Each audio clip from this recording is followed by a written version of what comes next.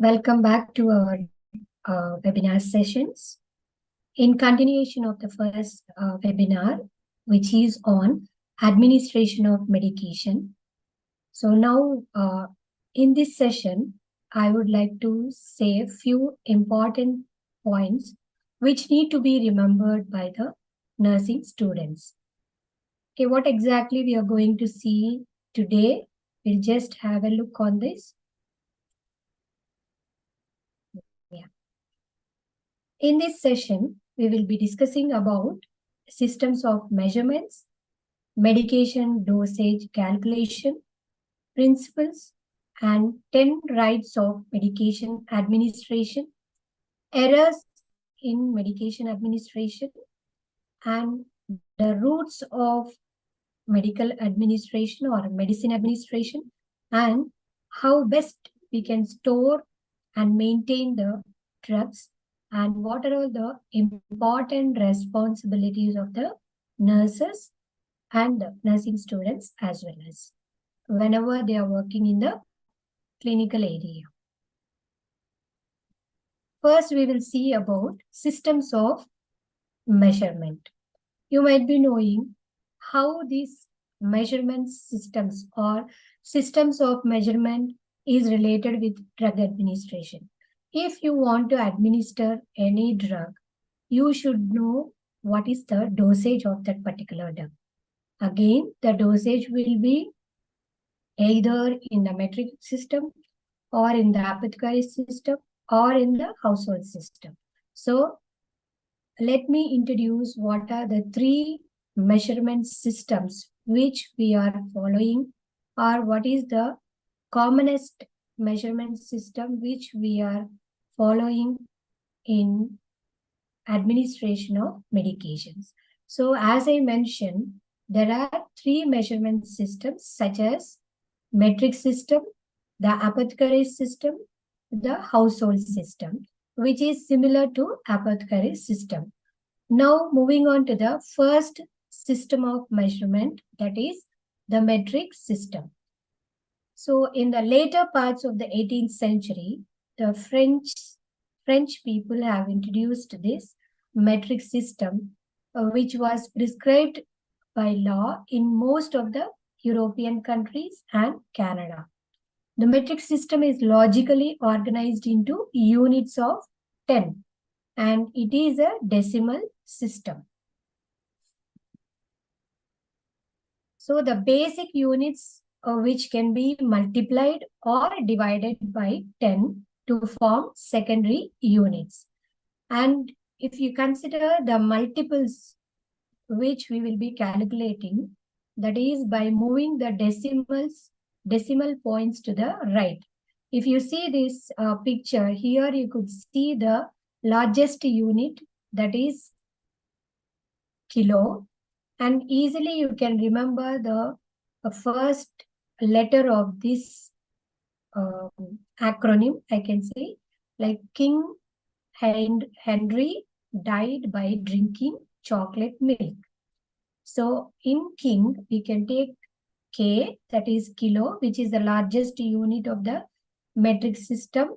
Then hectare, that is Henry. Here you can say, you can take H, then died in this D, that is deca, and by. So what is the base for this metric system? The base is meter, that is to know or to weigh or to calculate the dose in terms of weight. We will be, in terms of length, we will be using meter, and for the liquids, we will be using the liters, and for the weights, we are using grams or kilograms. So then moving on to the other, drinking. Here deciliter or decimeter, deciliter, and then chocolate, centimeter. This is in terms of, so when we want to measure the length, then we will be using the centimeters. And then milk, this is milliliter. So this is the smallest unit. Milli is the smallest unit and the largest unit is kilo. This is for calculating the multiples of the given dosage. So whenever we are multiplying, we will be moving the decimals to the right side, decimal points to the right side. Whereas division, when we want to, suppose if 1 gram is given and we want to administer 250 grams, 250 milligrams. So when 1 gram is given, that is 1000 milligrams, and we have to administer 250 milligrams. In this case, we will be dividing the given dose. So whenever we are performing the divisions, which will be accomplished by moving moving the decimal point to left. So here you can see at the bottom in the blue arrows, that is we will be dividing by tens. For example, milliliters, suppose 1000 milliliters. If you want to have a liters, then we will be dividing with the 10. Same in case of centi and deci, and then deca, hecto, and kilo. So if we want to reduce the number, then we will be dividing the dosage. So these are the systems we will be using. That is, whenever we are multiplying, it will be going from largest to the smallest. Whenever we are dividing, it will be coming from smallest to the largest. So ascending order and descending order. Then we'll see the other slide. This slide is showing about the acronym which I have mentioned. King Henry died by drinking chocolate milk. Here we'll see what are the basic units of measurements. The basic units of measurements are, I already mentioned, meter, liter, and grams. So meter is referring to the length, liter referring to the volume, and the gram referring to the weight. So whenever we are measuring in terms of kilograms, kilogram is the only multiple of the gram which we will be using. And the milligram and microgram are the subdivisions. So kilogram is the only multiple of the gram which is used, and the milligram and the micrograms are the subdivisions of the kilogram. Then whenever we are using the metric system, always the prefixes derived from the Latin word, which is designated by prefixes which are derived from the Greek word, as you have seen kilogram, and then hecta, deca, and then deci, then centi, and milli. So these are the prefixes which we will be using in the metric system. And here we will be, with the help of metric system, we will be measuring only the weight and volume of the given drugs or the dosages. So we will be able to measure the medication in terms of weight and volume only. Suppose if the medication is given in the form of tablet or capsules, we will be measuring, or the powder we will be measuring with the help of weight. Whereas if the medication is given in the injection form or in the syrup form, we will be using we will be measuring in terms of volume. Okay. So I already mentioned deca is 10, hecta 100, and then milli is 1000. Then we'll see fractions. Fractions are the parts of the liter that are usually expressed in milliliters, and multiples of the liters are usually expressed as liters or milliliters. For example, 2.5 liters or 2500 milliliters. Understanding the difference between weight and volume in nursing practice is very, very important. So we should understand the difference between the weight and the volume. Whenever we are administering a dosage which is ordered by weight but administered by volume. So in such cases, healthcare provider Suppose if a healthcare, we'll see one example which is related with the above mentioned point. A healthcare provider or the doctor prescribes 20 milligrams, that is weight of the codeine, in an elixir form, that is syrup form. So, healthcare provider has prescribed 20 milligrams, that is weight form, of codeine in an elixir form. The codeine elixir bottle is labeled as 10 mg per 5 ml. So here why I mentioned that the nursing students should know or they should understand about the difference between weight and the volume. Why? Because in sometimes healthcare provider or the physician will prescribe the elixirs or the syrups in the form of weight, that is 20 milligrams. But the bottle is labeled as 10 milligrams per 5 ml. So the nurse administers 10 ml of codeine elixir by doing some calculations that I'll be telling you how to calculate this one in few minutes. Okay. So you should understand as a nursing student, whenever you are practicing as a nursing student, you will be performing your duties or you will be administering the medications as per the prescription when you are taking care of a patient.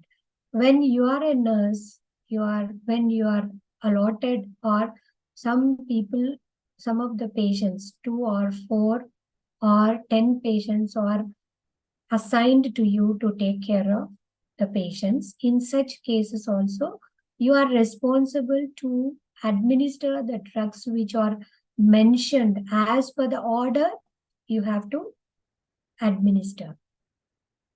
Whenever you are administering, you should know very well about the difference between weight and a volume. Then only you will be administering the medication without any error, which is very, very important and which plays a significant role in helping the patient to recover from the disease condition. The second system of measurement is apothecary system. So the apothecary system, this is the oldest system, and it is older than the metric system, which was brought to the United States and England from England during colonial period. Now many of the apothecary systems are outdated and have replaced it with the metric system. But in few areas, whenever we want to give very small doses, we will be using the apothecary system whenever we are administering the medications to the pediatric group. So there are developmental considerations. Whenever we are administering the medication, very few times, or we can say occasionally, we are using the apothecary system to measure the drug when we want to administer with the least doses. So the basic unit of weight in the basic volume, that is minim. A volume of water equal in weight to a grain of wheat. So volume of water is equal to the weight of the grain of wheat. So here the basic unit of weight is in grain, and the basic unit of volume is in the minims. Okay, is it clear? The basic unit of weight in the basic volume is minim, and a volume of water equal in weight to a grain of wheat. So unit of weight is grain of wheat, and the unit of volume is the minim in terms of water. Is it clear? Then the minim means the least. As I mentioned earlier, whenever we want to calculate the least dose, then we will be using this apothecary system. And in this also, the unit of the volume in terms of water or the syrup or liquid, we will be using the minim, which is least. Whereas in the unit of weight, it is a grain. So 1 grain of wheat. Then the other weight units are scruple, the dram, the ounce, and the pound in ascending order. Scruple, it means it is 20 milligrams. Dram, then ounce, then pound in ascending order. So today we are not using the scruple, and very rarely we are using. Then the units of volume are in ascending order, that is fluid dram, the fluid ounce, the pint, the quart, and the gallon. We'll see in detail about these measurements.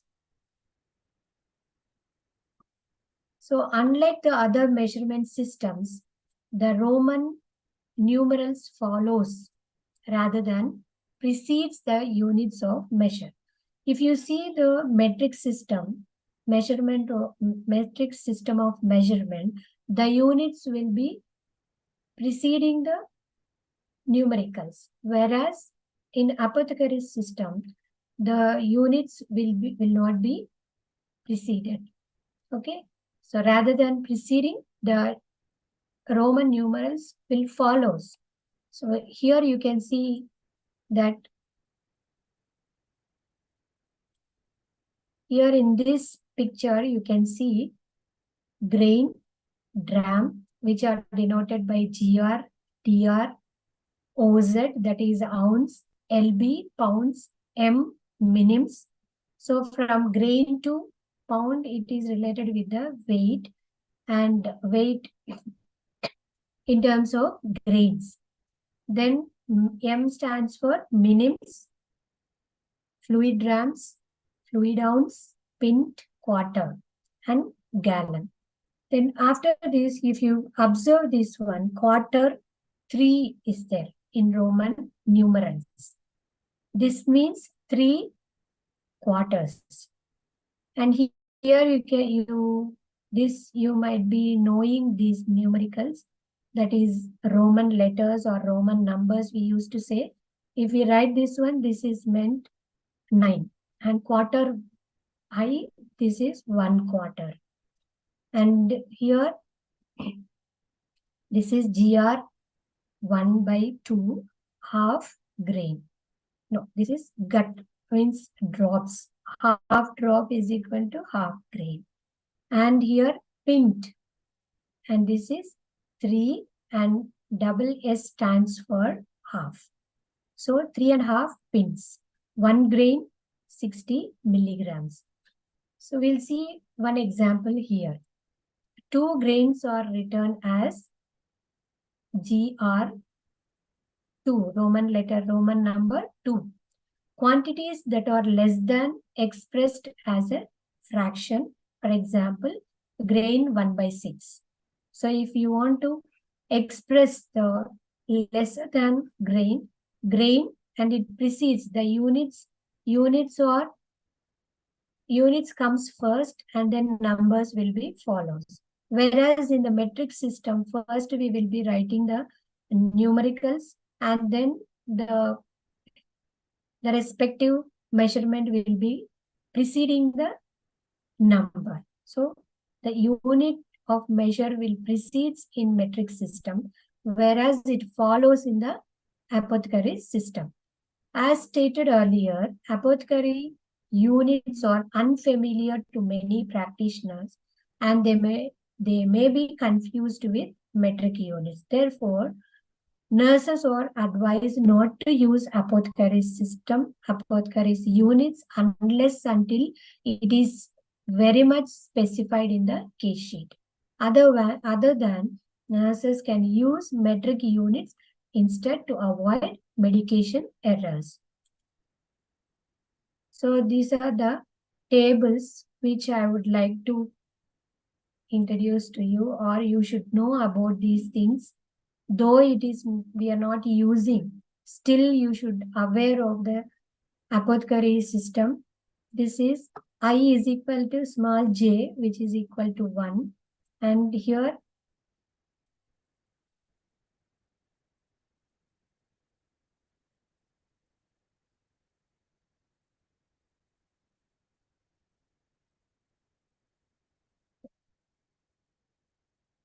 here 2 is, you can also write ij, and it is equal to 2. And 3, 2 ones and j, you can write it is equal to 3.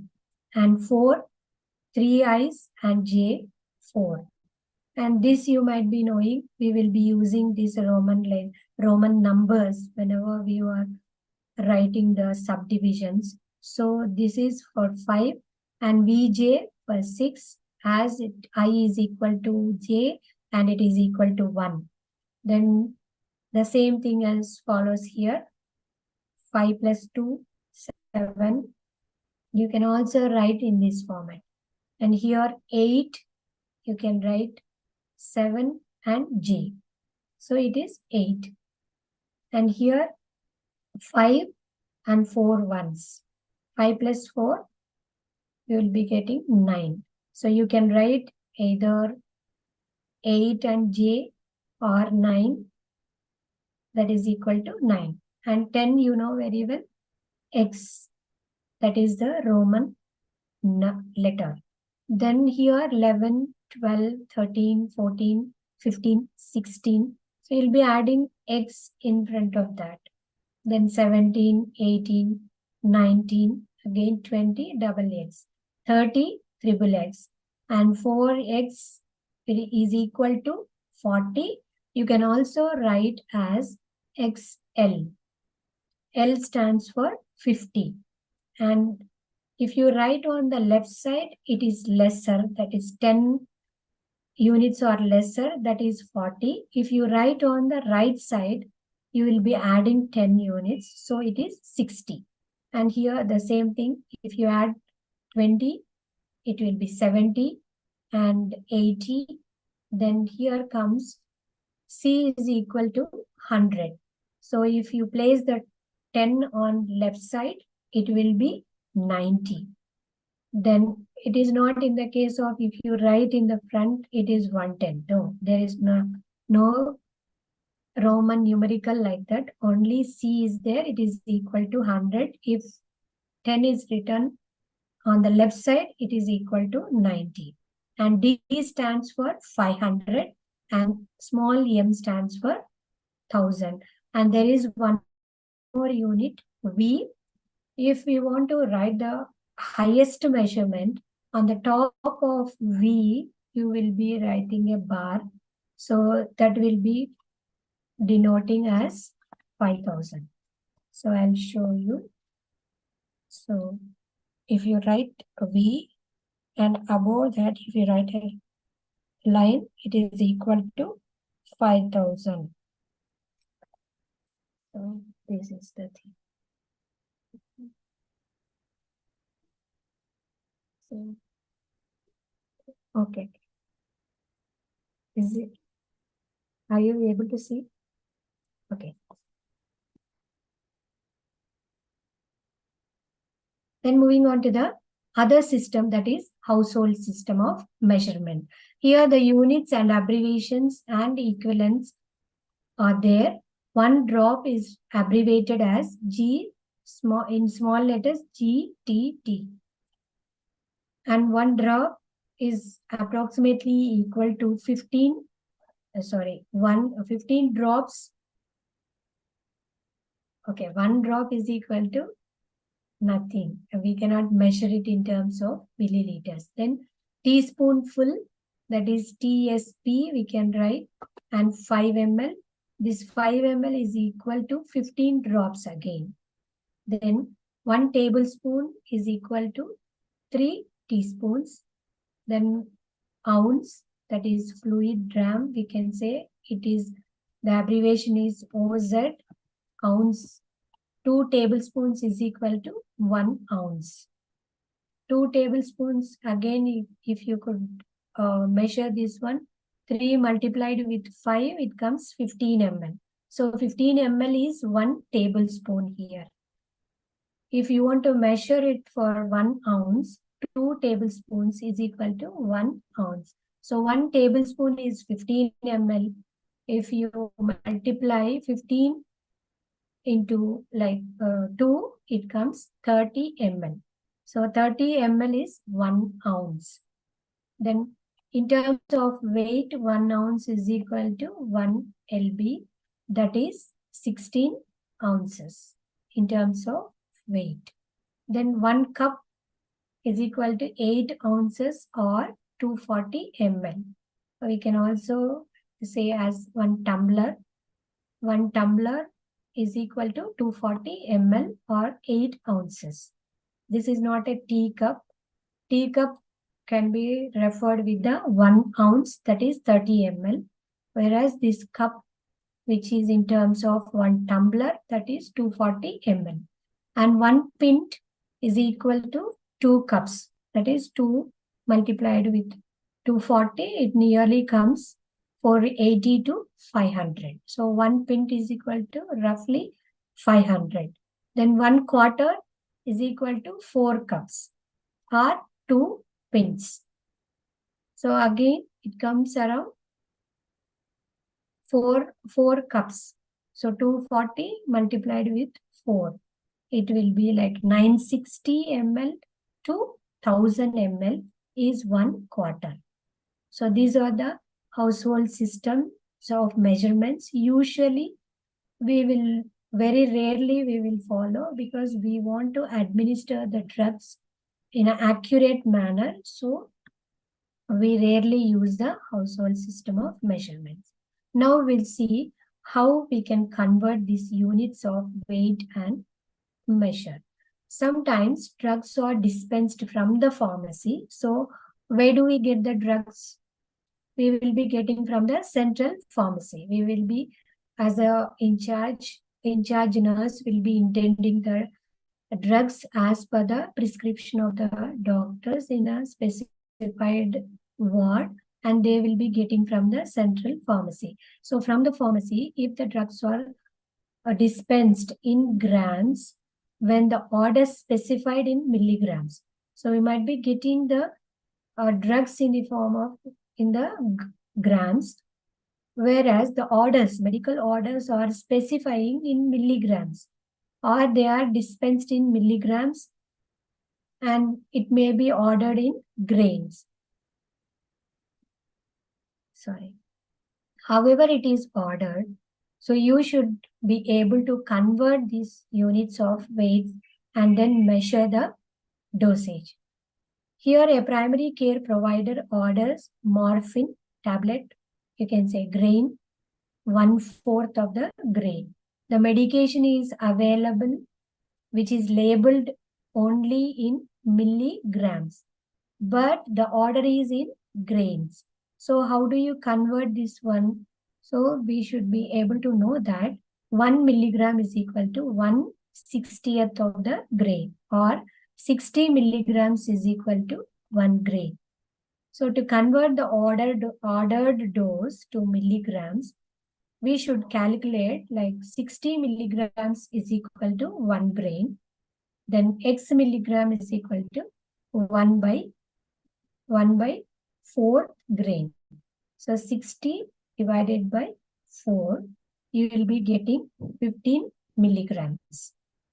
So 15 milligrams from the dispensed drug, you will be taking only 15 milligrams to administer. It is given in the form of grains, that is 1/4 grain will be administered.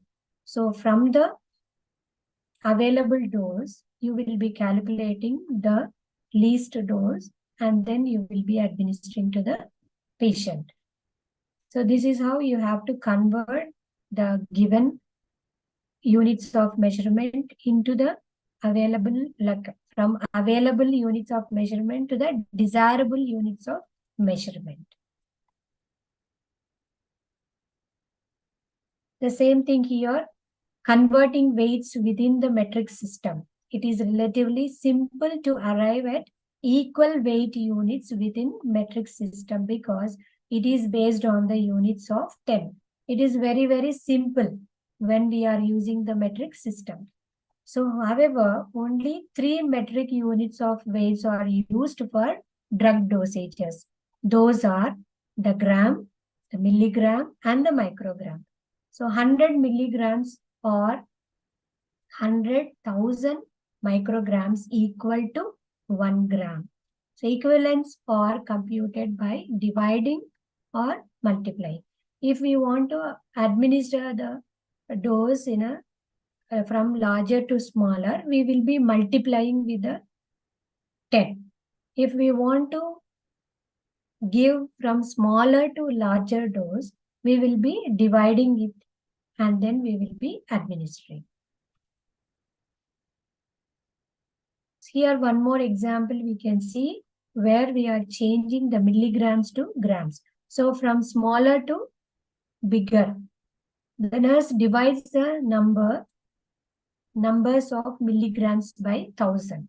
So whenever we are changing from lower dose or lower, that is milligrams to grams, we will be dividing that by 1000.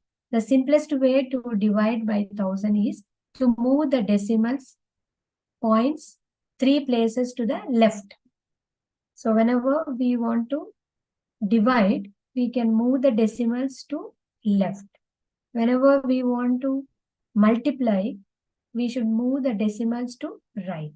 So here 500 milligrams, that you have to convert into grams.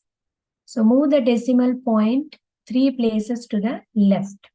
So 1, 2, 3. So here you have to put the decimal. So always remember, it is very, very important to put 0 in front of the decimal point. Otherwise, the reader or the person who is administering the drug may miss the decimal point and administer the wrong dose of medication. That is the reason you should be very, very careful in putting, or you should make a note that always you have to place 0 before the decimal point. So here 0.5 grams of any drug can be administered depending upon the order. So here if you see this diagram, whenever we want to measure the weight in terms of grams, kilograms, grams, milligrams, it starts from ton. 1 ton is equal to 1000 kilograms and 1000 kilograms is equal to 1000 grams and 1000 is equal to 1 gram is equal to 1000 milligrams. If you want to reduce this one, so from milligrams to, if you want to convert from milligrams to grams, you have to divide by 1000. And from grams to milligrams, again same 1000. And from grams to ton, again 1000. So whenever we want to multiply, we will be we will be putting the decimals towards the, placing the 3 decimal points towards the right. Whenever we want to divide, we will be putting the decimals towards the left side. So this is how you can easily remember. Then the same thing in terms of volume, converting from liters to milliliters, then multiply the number by 1000 and move the decimal points 0.3 places to the right. So 0.006 is equal to how many milliliters? So 0.006 liters is equal to how many milliliters? Here you will be moving the decimal point 3 places to the right side. So it will come 6 milliliters. Okay, 0.006 liters is equal to 6 milliliters. Again, when you want to change from megaliter to kiloliter and kiloliter to liter and liter to milliliter and from milliliter to liter, so you will be putting the decimal points 3 places to the left So this is how you can remember with the help of this diagram. Then here we'll see how the metric system is equal to apothecaries, or converting weights and measures between the systems from metric system to apothecaries system. 1 milligram is equal to 1 by 60th grain, and 60 milligrams is equal to 1 grain. 1 gram is equal to 1.5 grains. 4 grams is equal to 1 gram, and then 1 grain. Then 30 grams is equal to 1 ounce, and 500 grams is equal to 1.1 pounds, and 1000 grams is equal to 2.2 pounds. So pounds were also referred as lbs. So there are some situations in which nurses need to apply the knowledge of volume conversions. This I already mentioned in the apothecary system. Whenever we want to administer the medications in the form of liquids, we will be using the fluid grams and ounces, which are commonly prescribed in case of liquid medications such as cough syrups, laxatives, antacids, antibiotics, antibodies for the children. So usually the liquid medications will be used for the children below 5 years of age group, as the child may not be able to swallow tablets. So usually the healthcare provider will prescribe the medications in the liquid form to the pediatric group who are below 5 years of age. When measuring a client's fluid intake and output chart, and a fluid ounce is frequently converted to milliliters. Liters and milliliters are the volumes commonly used to prepare enemas, irritated bladder irrigation solutions, such as and also cleaning the open wounds. In these situations, nurse needs to convert the volumes of the above mentioned solutions. So whenever we are performing these things, that is enemas and irrigation solutions to irrigate the bladder and to clean the open wounds, we will be using the medicated solutions. So whenever we are using these solutions, we should always use in terms of fluid grams, liters, or milliliters.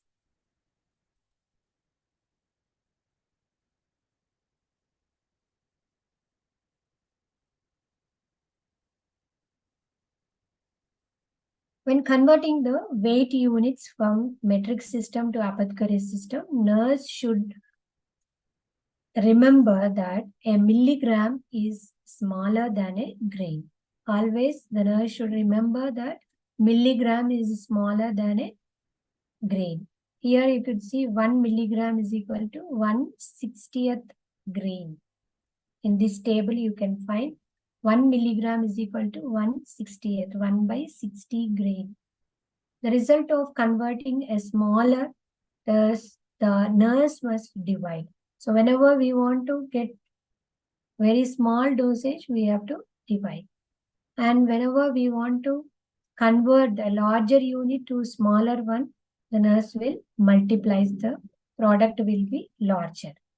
In other terms, we can say smaller units, that is milligrams, to larger units, that is grains, is equal to a smaller number. And larger units in terms of grains to smaller units, that is milligrams, is equal to a larger number. So you should be carefully understand this one. Smaller units, those are the milligrams. To convert into larger units, that is grains, we'll be getting a smaller number. Whereas larger units, that is grains, when you are converting into smaller units, that is milligrams, we will get larger number. Why? Because milligrams is less than the grain. Is it clear? I hope you understand. Then, what are the formulas we will be using to calculate the drugs? Now we'll see methods of calculating dosages. When we want to administer medications, how we will be calculating? What is the correct method of calculation, or what are all the formulas which we are using to calculate the drug dosages? So nursing students, the nursing teachers and the in charges should encourage the nursing students to review all the formulas and choose the correct method that will work best for the administration of medications when they are working in the clinical area. And it is very important to use one method consistently to avoid confusion while calculating the dosages. Thus, that will promote client safety. So after all, we are all working for the patient safety or the client safety. So for that reason, we should be very much note, we should have a important note that we should use only one method of drug calculation consistently to avoid confusion while calculating the drug dosages. When we are calculating the drug dosages, sometimes there are times we need to round the numbers. So that also we should keep in our mind whenever we are calculating. The first method is ratio and proportion method. The ratio and proportion method is considered as the oldest method for calculating the dosage problems. And this equation is set up with the known quantities on the left side. The right side of the equation consists of the desired dose and the unknown amount to administer. So from in the right side of the equation, which consists of the desired doses and unknown amount to administered. And on the left side, we will be putting the known quantities. So here you could see H and volume. This is the hand dose or whatever the available dose is there and available volume. And here D stands for desirable one and desirable amount. Once the equation is set up, multiply the extremes and the means. Then solve the X. Example, here I have given one example. The order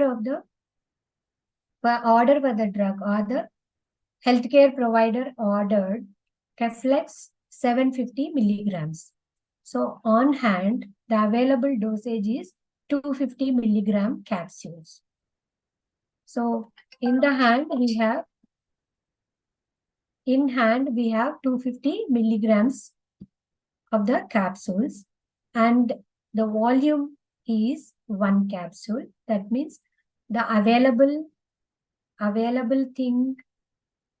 available capsules dosage is 250 milligrams. That is 1 capsule. Okay, 1 capsule which is 250 milligrams in strength, and the desirable here is 750 milligrams. And how much amount or how many capsules we do not know, so we kept X.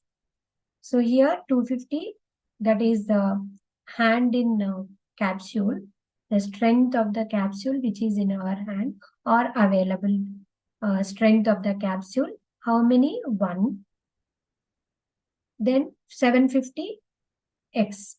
Multiply the extremes and the means. So extremes are 250 and X, and the means are 1 and 750. So here 250X is equal to 750 and X is equal to 750 divided by 250. That comes 3. So 3 capsules to be given. So this is how we have to calculate whenever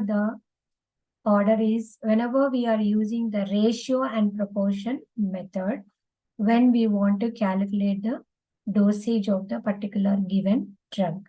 This is the oldest method of calculating the dosages to administer medication. Then second formula is fractional equation method. Fractional equation method is similar to that of the ratio and proportion. So the formula consists of cross multiplying and solving for X.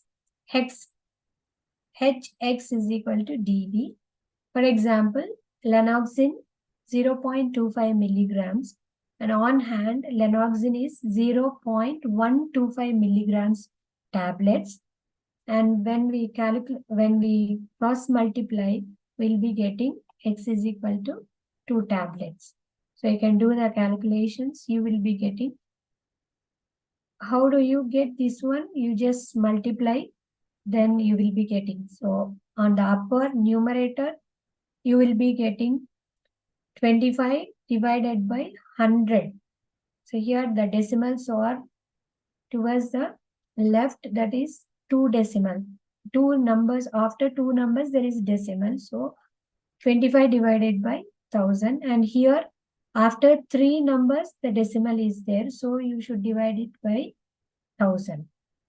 So it will be coming like, so you can multiply and you will get the answer, that is 2 tablets. So 250, 25,000 divided by 125, you will be getting 2 tablets. Then the other formula, which is related with the dimensional analysis method. The dimensional analysis method is often used in the physical sciences when a quantity is one measurement and which need to be converted to an equivalent quantity in a different unit of measurement by cancelling matching units of the measurement. So in previous examples, the nurse needed to convert from one or two systems to one system and unit of measurement. So here this involved extra steps or equations. So one advantage of dimensional analysis is that only one equation is needed. We'll see how it will be done.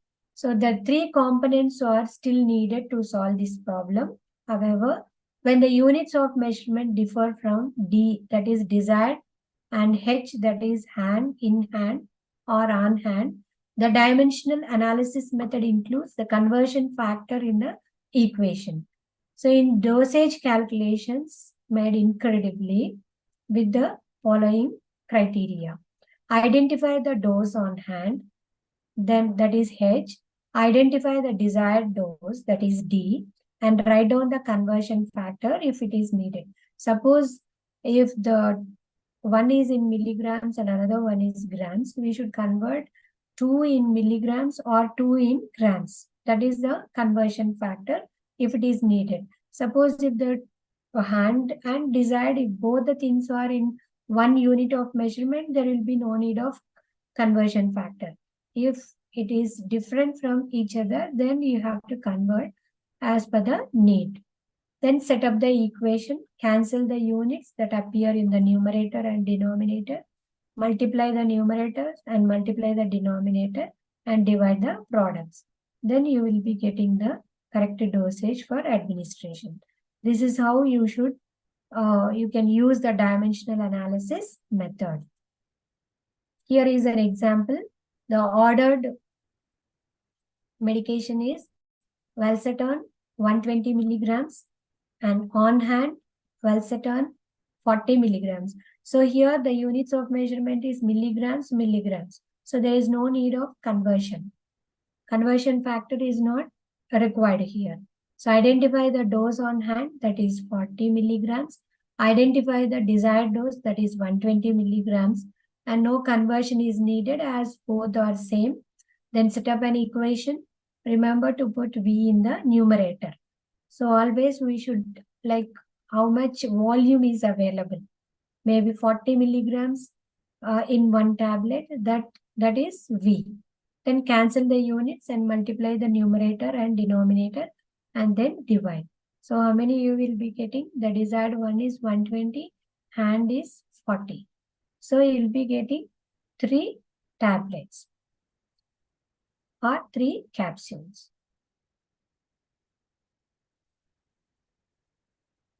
Then we'll see. So these are all the formulas, 3 formulas we have seen. One is the ratio and proportion method, and another one is the fraction method, and third one is the dimensional analysis method. These are the 3 methods or 3 formulas which we will be using to calculate the drug dosages. If the drug dosages are dispensed in various units, if it is different from each other, we'll be converting and then we will be applying, or we will be putting in the equation, multiplying, dividing, and then we'll be getting the how much dose we are supposed to administer. So this you should remember always whenever you are putting the decimals, like before decimal, you should always put 0. Coming to the other point, that is administration of medications safely. How best, how safely you are going to administer the medications. So always the nurse should assess the client's health status and obtain a medical history before giving any medications. So whenever we want to give, or when we are ordered to administer the medications, we will be transferring the medication. This I have mentioned in the last webinar. Whenever we want to administer medication, we should write a medicine card. So I'll be transferring the medications from main case sheet of the patient, that is the client status and medical history and what are the prescription, everything will be given in the case sheet or the patient record, medical record, you can say. And then from there, you will be shifting or you'll be copying into the Cardex. Then the extent of the assessment depends on client's illness and current condition and intended drug and the route of administration. So along with this, whenever you are transferring from here to from case sheet to the medicine Cardex, from Cardex to the medicine card, you will be looking into the client's condition, that is illness, current condition, current illness. So the health status might be very severe or serious when he got admitted. During admission time, the client's health condition might be somewhat serious. But as he's on treatment, the illness condition might be, or the health status might be improving if it is progressing towards the recovery. If it is not progressing towards the recovery, the client's illness might be deteriorated. So you should always assess the client's illness or the current condition and the intended drug. So how much strength the drug is intended. So and the route of administration. Few drugs with a less dosage will be very effective with IM, that is intramuscular and intravenous injection. And drugs which are larger in dose but taking orally, maybe it takes more time to have the effectiveness, and sublingually for the local effects. So like that, depending upon the route of administration and the intended drug and the client illness, that these all the 3 points to be assessed before administering the medication or before preparing the medication to administer to the client. For example, if a client has dyspnea, the nurse assesses respirations carefully before administering any medication that might affect the breathing. I'll tell you one example, like when we are administering nifedipine.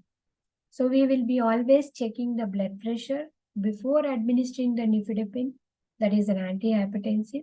And after administration, we'll be allowing for some time, and that is after half an hour again we are checking the blood pressure. And the same when we are administering digoxin or lanoxin to the cardiac patient, we will be assessing the heartbeat or the pulse rate before administration and after administration. Why? Because you have these medications may alter the heart rate in case of digoxin and another in case of blood pressure. Ultimately, it may have the ill effect on the client. So for this reason, you have to be very, very carefully in assessing the client current condition and the intended drug and the route of administration. And it is also very much important to determine whether the route of administration is suitable or not. If the client is very obese or if the client is very thin, you are unable to find out the veins. In such cases, so you need to again ask the healthcare provider or the physician, so how best you can administer, which route of administration is suitable for the patient. If the patient is on vomitings, we cannot administer oral medications.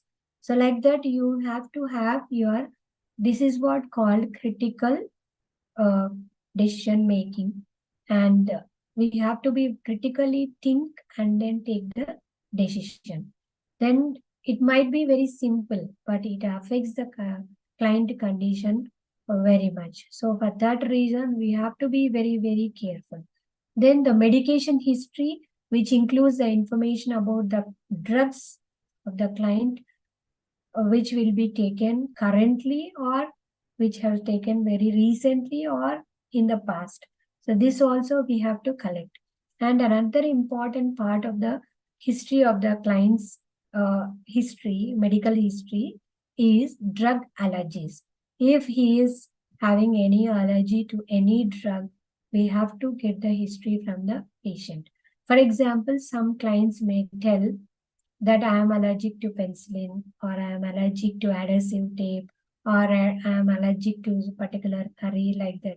So the nurse should clarify any side effects, any adverse reactions or allergic responses are there due to any particular medication. She should inquire and then administer the medications for the safety of the patient.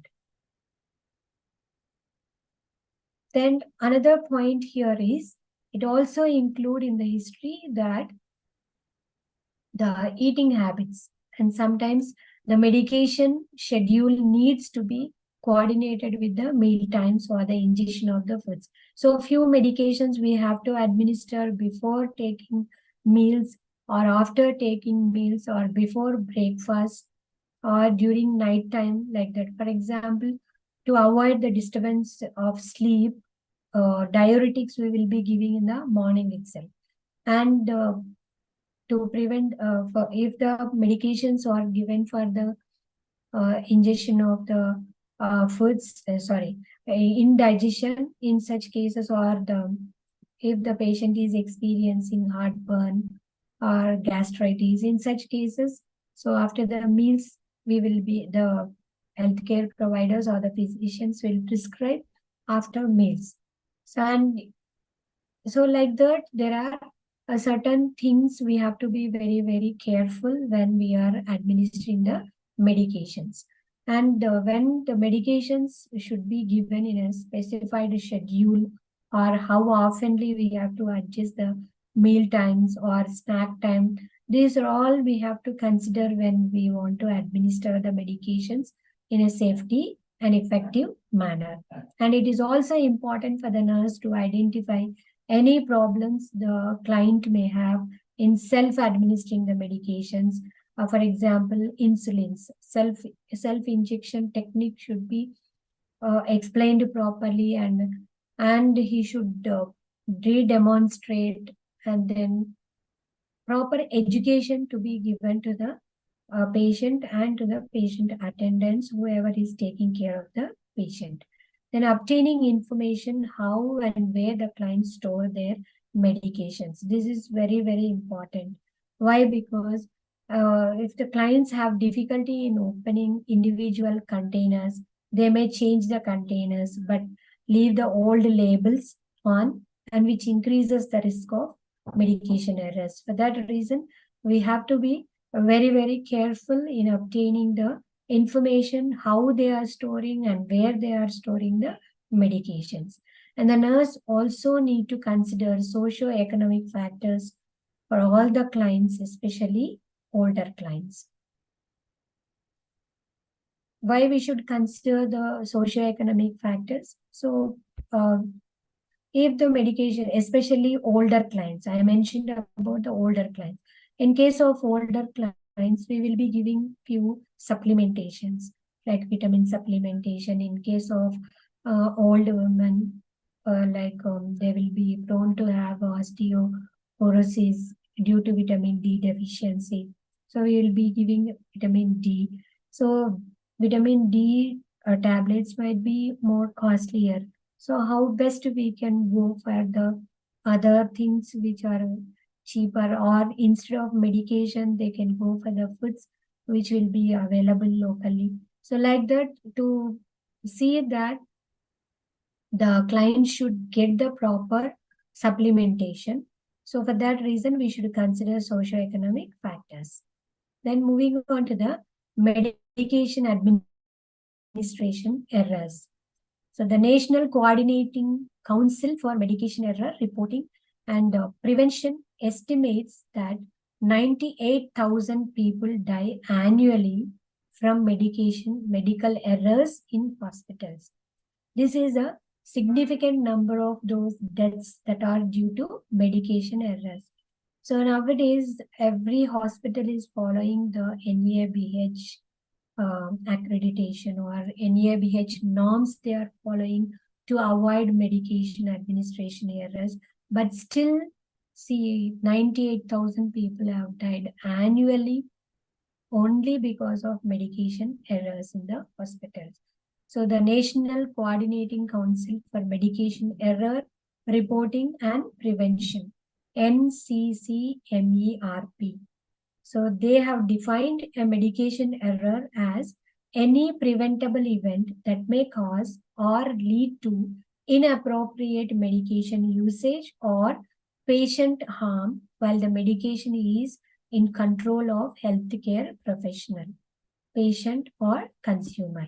So this is the medication error definition given by the NCCMERP.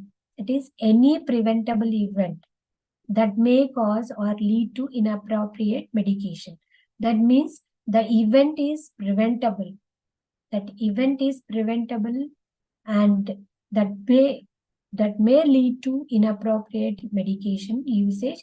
Either it may be by the patient by himself, or by the consumer by himself or herself, or the medication which is in the control of the healthcare professional. So when we avoid the medication administration errors or in the hospitals, which will subsequently or eventually we can decrease the death rates only because of the medical errors in the hospitals. There are such events. It may be related to the professional practice, healthcare products, procedures, and systems, which includes prescription and order of communication, product labeling, packaging, and nomenclature, compounding, dispensing, distribution, administration, education, monitoring, and use. So these are all the points we should consider to avoid medication errors. So medication errors can occur at any point of time, maybe in the professional practice or maybe healthcare products. Products might be, and the procedures. What procedures? Suppose if we ask them to take after meals, if they are taking before meals, that procedure is altering, so it will have inappropriate effect. And the systems such as prescription, then order of communication. So prescription, according to the prescription, the communication to be given, when to take, when not to take. And the product labeling is also very important. Packaging to avoid certain interactions with the light. And in some labels, we will be looking at store in a cool place, avoid from lighting. So these are the things we have to be very, very careful. And the nomenclature, compounding, the dispensing, then while distribution, while administration, while educating the people, and while monitoring also, and using. So in all these areas, we have to be very, very careful. And the medication errors can occur at all the stages of medication administration process. So the above mentioned any of the administration process, there are chances for medication errors. So we have to be, as a administrator, like nurses or the people who are administering the medication. So we have to be very, very careful to avoid medication errors. So what are the common or main types of medication errors? There are 4 main types of medication errors, such as prescription errors, transcription errors, preparation errors, administration errors. So most medication errors result from the system and individual factors. Here the prescription, which is purely related with the healthcare provider or the healthcare professional, will be prescribing, they are eligible to prescribe. And transcription errors, when they are transferring from one like a medical case sheet to the progress notes or the nurse's notes, after administration they will be documenting. When the transcription is not proper, then in another case, when the patient is transferring from one ward to the other ward, while giving communication, while giving transcription from one shift to other shift. So all the areas it matters to prevent the medication errors. Then preparation errors while preparing the medication, like from larger doses to smaller doses, from hand in solution, the strength to lesser strength, or from lesser strength to larger strength. So these are the preparation methods. In these areas, if there are errors, that also will cause inappropriate administration of medication. Then coming to the fourth main type, that is administration errors. So when we are administering, instead of administering in oral route, if you administer in some other route, IM or IV subcutaneous, like that, if we are administering in a different way or the timings, then this all will makes the patient to have the bad effects. So most medication errors result from the system. That means healthcare provider system and the individual factors.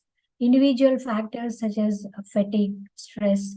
If the person who is supposed to administer, if she is in continuous stress, taking care of many patients, and if she is doing prolonged duties like a double duties or the 3 shifts continuously, she'll be fatigued or he will be fatigued. So in such cases, the individual factors also will affect, and they may go into medication errors.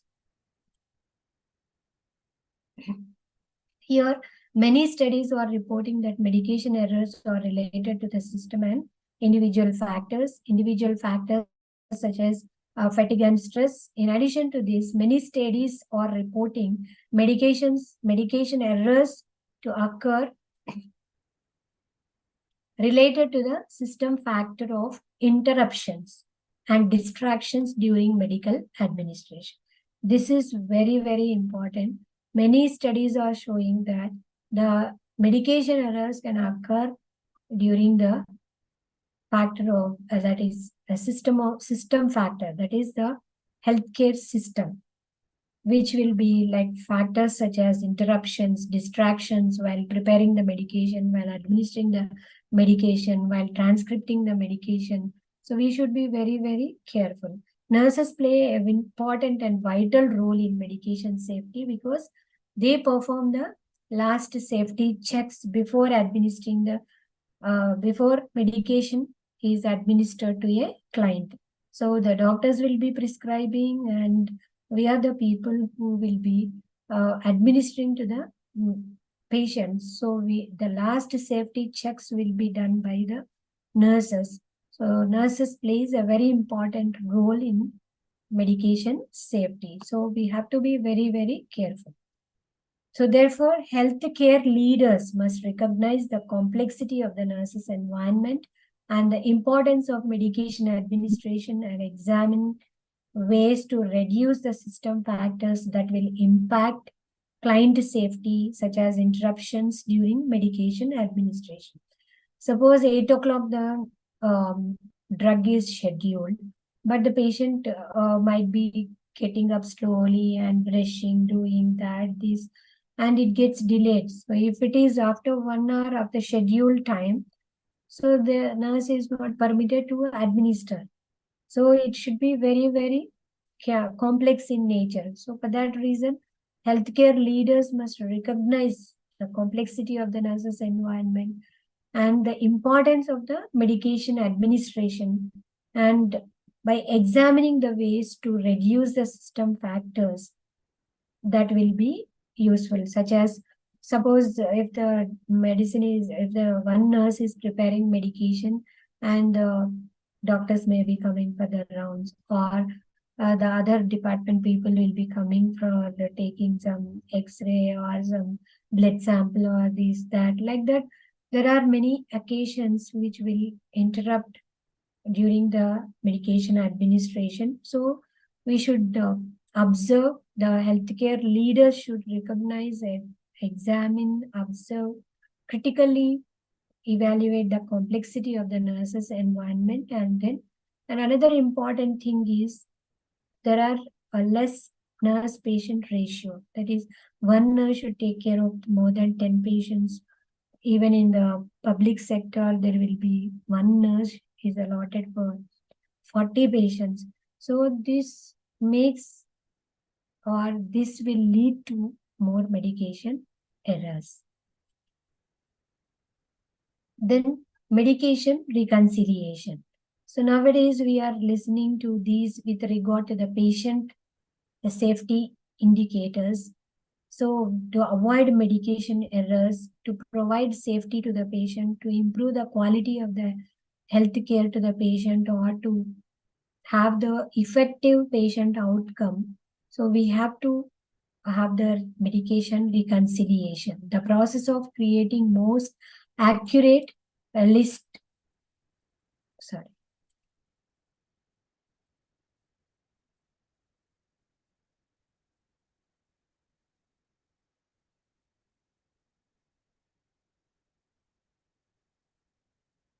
accurate list possible of all medications a patient is taking.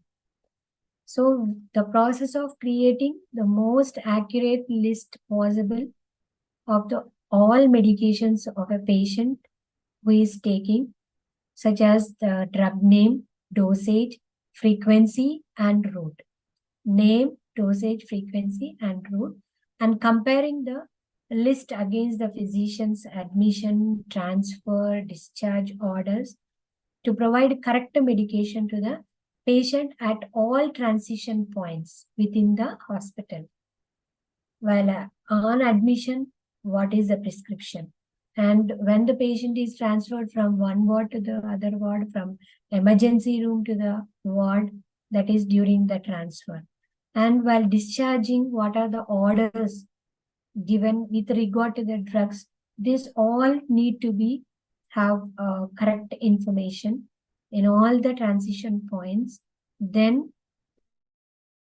avoid the medication errors. That is what medication reconciliation, and which will in turn prevents the adverse drug events, and which is the incentive behind the idea of medication reconciliation. So the incentive behind the idea of medication reconciliation is prevention of adverse drug events.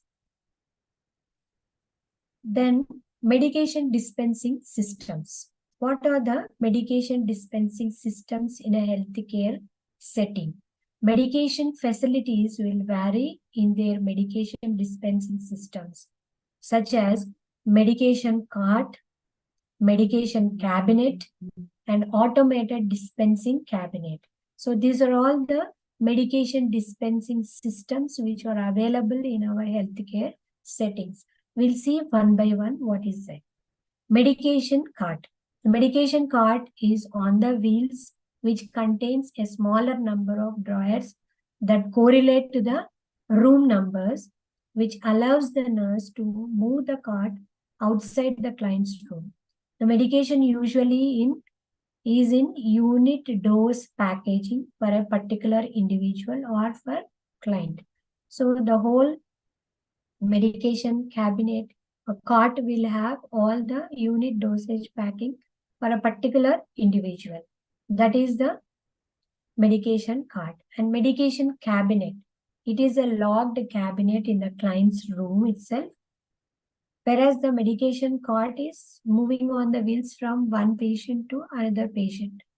Whereas the medication cabinet, which is a locked cabinet in the client's room that contains individualized unit dose medication and medication administration record, that is MAR, and the nurses use the key or a special code to open the patient medication cabinet.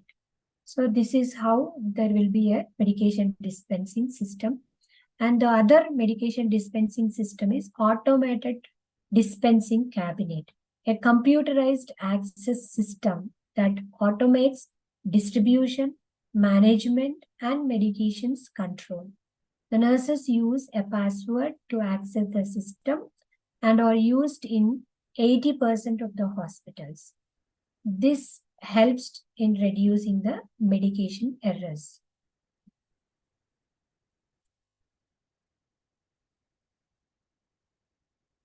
So what are the best methods to prevent medication administration errors? Ensure to follow rights of medication administration. Ensure proper documentation. Ensure proper storage of medications for proper efficacy. Be careful in crushing and cutting up pills. Relate the patient's case in carrying out new medication orders. Ask patient about any drug allergies before giving new medications and have a double check for high drug allergies. So these are the best methods to prevent medication administration errors. Then now we'll see what are the rights of medication administration. There are 10 rights of medication administrations. We'll see one by one. First one is right medication. Right medication to be given, which is ordered by the medical professional or the healthcare professional. And right dosage. The dose ordered is appropriate for the client. It should be based on the age of the client and the weight of the client and the gender of the client. So these are the few things we have to consider when we are administering the dosage. Then give special attention if the calculation indicates multiple pills or tablets or large quantity of liquid medication. This can be an indication that the calculations. I have mentioned there are three formulas, so you can apply any formula which is suitable for that particular math calculation to avoid incorrect or inappropriate dosage of drug administration. Then double check calculations that appear questionable sometimes. Then know the usual dosage range of the medication. Question a dose outside of the usual dosage range. Suppose if the prescription in emergency or in some conditions, the routine dosage will be the repeat all. Sometimes we do come across with this sort of prescriptions, repeat all drugs. So even though the patient blood sugar level might have come down, but same insulin dose if you give, then it impairs the health of the individual. So for that reason, we have to always question a dose outside of the usual dosage range. So right medication, right dose, right time. So time is very important. It may be as per the agency policy or the routines of the hospital, or if there is any specific, if there are any specific guidelines which are available in that particular healthcare agency, we need to follow. Then right route. Give the medication in an ordered route and make certain that this route is safe and appropriate for the clients. Then right client. This is very, very important. So medication to be given to the intended client, and we have to always check the identification band with each medication administration and know the agency's name, alert the procedures when the client with the same and similar last names. So we have to be very, very careful. Then write client education. Explain confirmation about the medication to the client. We need to explain. The client is always having a right to have the correct education regarding the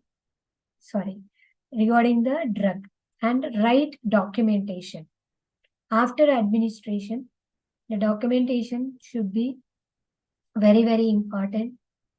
And then if the administration time differs from the prescribed time, note the time on the medical administration record and explain the reason and follow through activities in nursing. So it should be very, very important. Write documentation.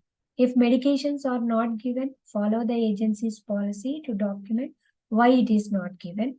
And always remember, after documentation, there should be SNDT format for that is signature, date, time. These should be followed while documenting the after medication administration. Then right to refuse.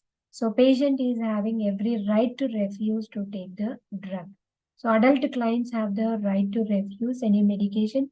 If it is a pediatric group, the parents or the person who is attending the client is having every right to refuse. Then the nurse's role is to ensure that the client is fully informed of the potential consequences. If the patient is refusing, if the medication is very important to administer, so we have to be, the nurse's role is very, very important to ensure that the client is getting full information about the potential consequences in case of refusal. And it should be communicated to the healthcare provider who is in charge or who is the immediate reporting authority. It should be the nurse's role is she should inform to the patient about the potential consequences, and it should be very well communicate to the provider, healthcare provider, or the immediate authority whom she is supposed to or he is supposed to report. Then write assessment. Some medications require specific assessment before administration. So I already mentioned that client's current condition and route of administration, intended drug, this specifically to be assessed before administration. In addition to this, medication orders may include specific parameters for administration. That is, before giving the medication, respiration to be counted. Before giving the medication, heart rate to be counted. Before giving vitals to be checked. Like that, if there is any certain parameters, specific parameters need to be checked, that also to be assessed. Then proper evaluation. Conduct appropriate follow-up. After administration, just don't leave, wait for some time, and then after some time also you can follow up for the proper evaluation of drug administration. So these are all the 10 rights of drug medication administration. So what are those? Right patient, right dose, right drug, and right route, right client education, right documentation, right to refuse, right to assessment, and proper evaluation. These are the rights of medication administration. Coming to the routes of administration. So there are many routes. We'll see one by one. Oral route, sublingual, and buccal. These are all related with the oral cavity. By mouth, tablets, capsules will be taken, and sublingual, this is under the tongue, will be keeping the tablets, and buccal will at the cheeks, this side and both the sides, you can keep few of the medications in the chewable tablets. Then the advantages with regard to the oral route of administration are, this is most convenient and usually least expensive. Most convenient, least expensive, and then safe dose, not break the skin barrier, which is very safe. Then sublingual tablets, which are same as the oral, most convenient, and the drug can be used for the local effect and enters the blood and bypasses the liver.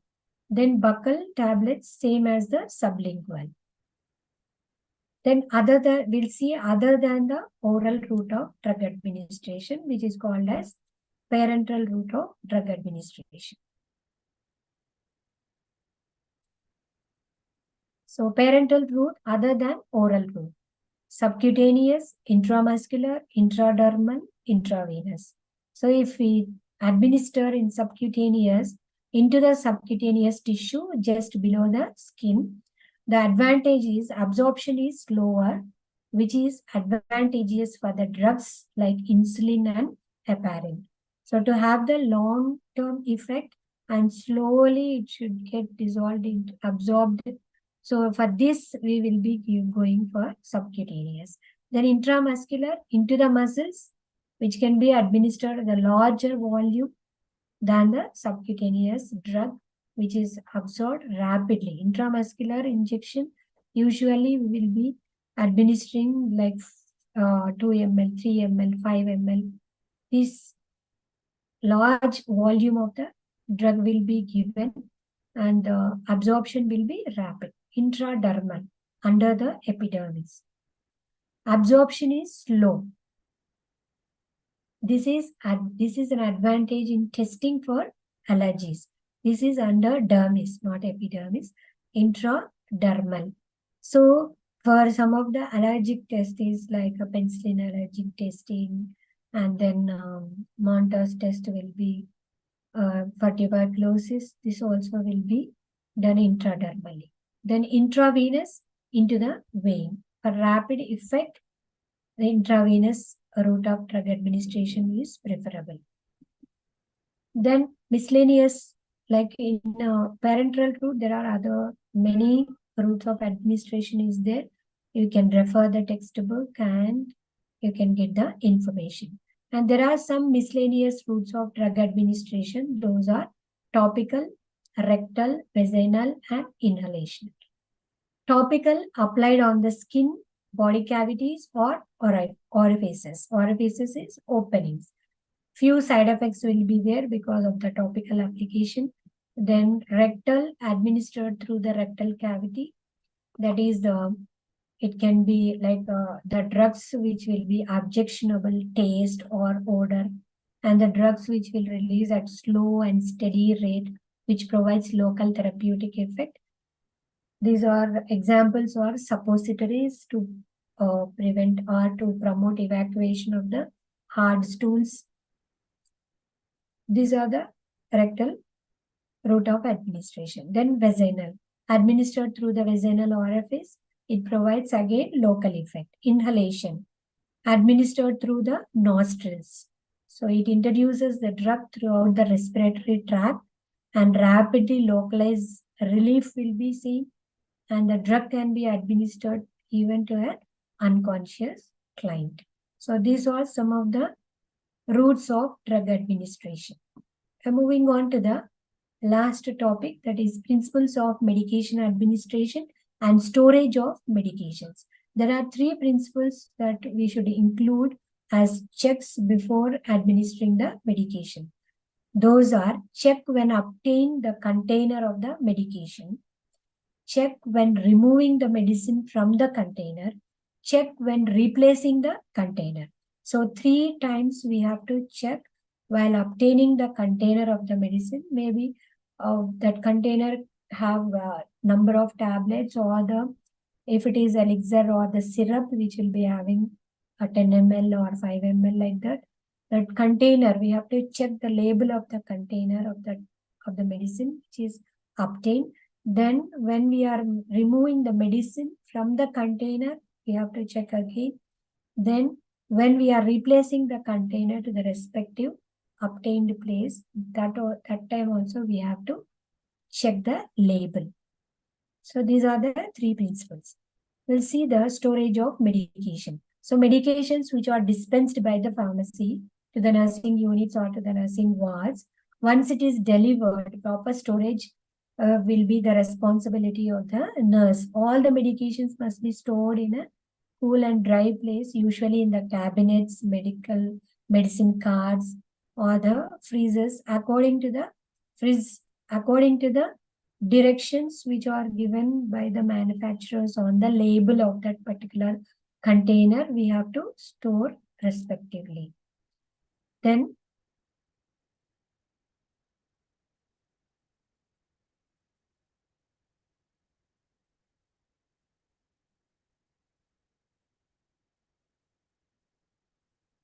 so in less advanced countries, 3 cupboards are usually used for drug storage, or even in the developing countries, we'll be using these 3 cupboards.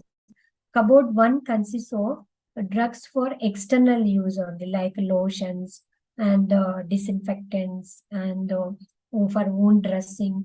So these drugs are contained in a distinct bottles which are labeled properly, usually with the deep colors, the dark green, blue, brown with red label, which is marked as a poison for external use only.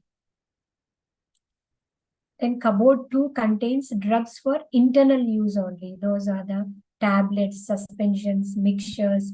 So all these drugs must be labeled and kept in a cupboard 2. And cupboard 3 contains dangerous drugs, or the drugs which are prone for addiction. So example, morphine, pethidine, and this also called as not only dangerous drugs, narcotic drugs. So narcotic drugs which will be having the addiction effect, so it should be always kept under the lock and key, and it should be away from the direct sunlight and at a specified temperature which is suggested by the manufacturer, and it should be double locked, say under the safe custody. Then another cupboard called emergency cupboard, which may be stationed at the nursing station or near the nurse's bay for easy access. So this cupboard contains all the emergency drugs, emergency solutions, and emergency injections such as hydralazine, that is aminophylline, oxytocin, intravenous infusions such as dextrose and dextrosaline and 5% dextrose, and then calcium gluconate, like some of the emergency injections, emergency solutions used for intravenous infusions, and other medications which are required for in emergency conditions that should be kept under the emergency cupboard, and which should be near to the nursing station. So these are all the points we need to remember while storing the drugs once we get from the pharmacy. So in this session, we have seen the systems of measurements, and then the drug calculations and the medication errors and the routes of drug administration and the storage of medications and the principles for storing the medications. So these are all very, very important in the practical point of view, and you will be expecting the Viva questions while doing your procedures under Nursing Foundation practical exam. And even for the GNN students under fundamentals of nursing, this will be useful for the practical examination when you are given the procedure such as medication, oral drug administration, or the injections administration. If you are asked to demonstrate that procedure, you should keep all these points in your mind when you are preparing for your Viva. So this is all about today's session, and hope you got some information with regard to the medication administration. Thank you and bye-bye.